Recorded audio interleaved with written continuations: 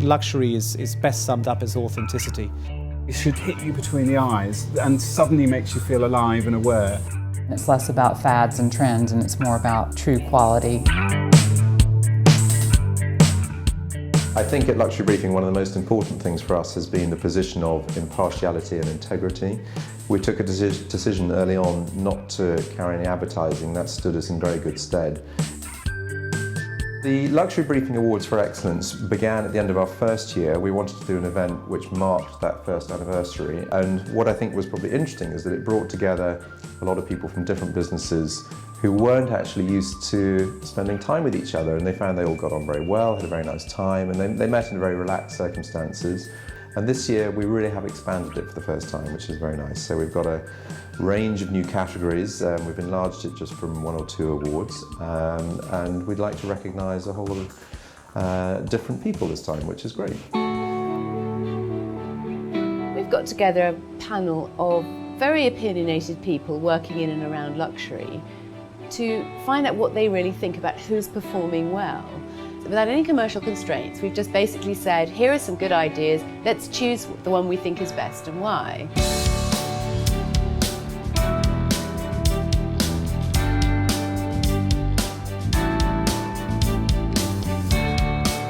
Well, I think Luxury Briefing stands for, it garners a membership that really represents the very, very best of luxury goods and services throughout the world. Partnering with Luxury Briefing on this and future events is such a wonderful opportunity for us to re-establish relationships that have existed and strengthen those, but also to open up doors of opportunities to new clients and partners out there.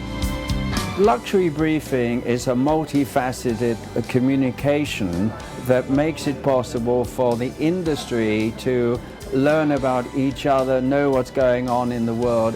Luxury Briefing is not only a magazine, but it's an online, it does conferences, it does events.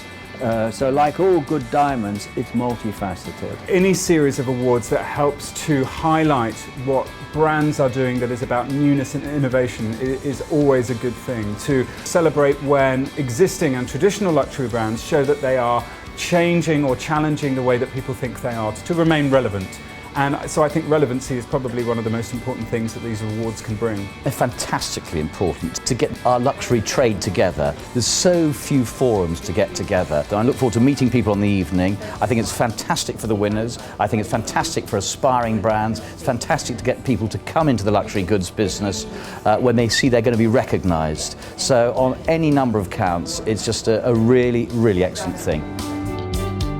The key issue for us is that making aware of what's going on, to talk about luxury, to talk about what is special in luxury. The innovation power very often is in that.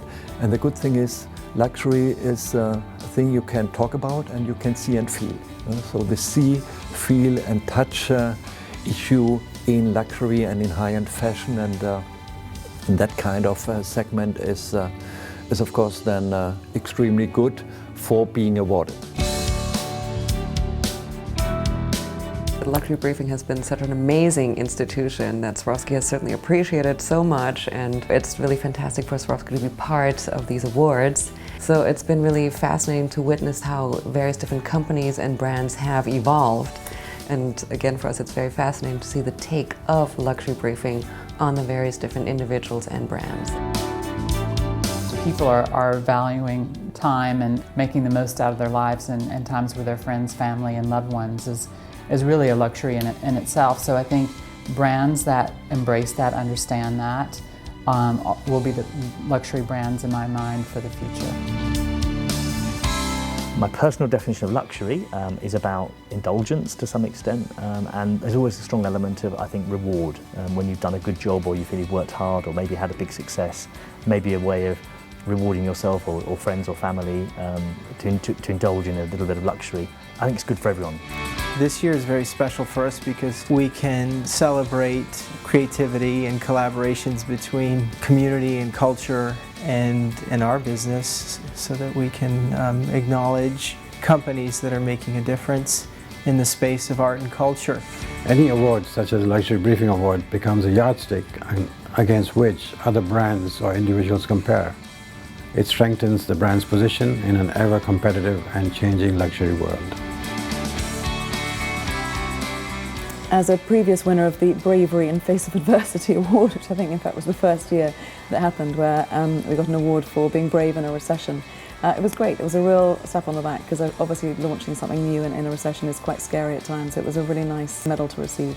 This year, as a judge of the awards, it's important, I think, to look for people who've really made a difference. So it's actually people who've been brave and stepped out of the norm and actually done something that's really unusual. Of course, when it comes down to it, businesses are businesses, but it's individuals who really make the difference.